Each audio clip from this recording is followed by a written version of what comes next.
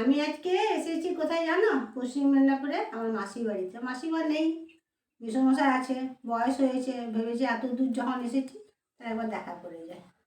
তো দেখা করতে এসেছি। তো দুই ভাই চার বোন, তাদের তো অন্য অন্য জায়গায় বিয়ে হয়েছে, বাদ দাও সেসব কথা।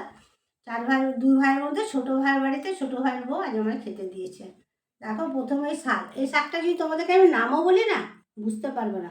মানে ওই পাট শাক খাও, পাটেরই একটা লাল গোটালা শাক। যাই হোক, এই শাক ভাজা, আলু সিদ্ধ, চিকেনের ঝোল মানে মুরগি মাংস, আর টমেটোটা শুকনো শুকনো চাটনি করেছে, দই আর মিষ্টি। তো দেখে বলো কেমন হয়েছে, ভালো হয়েছে? দেখো আমাকে না পাঁপড় ভাজা যায়নি এখনো। দিদা বলে পাঁপড় টাপড় নেই গো, যাওয়ার সময় কয়েকটা পাঁপড় বানানো শিখিয়ে দিয়ে যাবো। যেমন যা দিয়েছে ছোটো ভাইয়ের বউ, এটাই আমি হাসি মুখে খেয়ে নিলাম। তোমাদের যদি খাওয়া হয়ে থাকে ভালো কথা, যদি না হয়ে থাকে খেয়ে নিও। আমার ভিডিওটা এখানে শেষ করি। টাটা, বাই বাই, তোমরা ভালো থেকো, হ্যাঁ।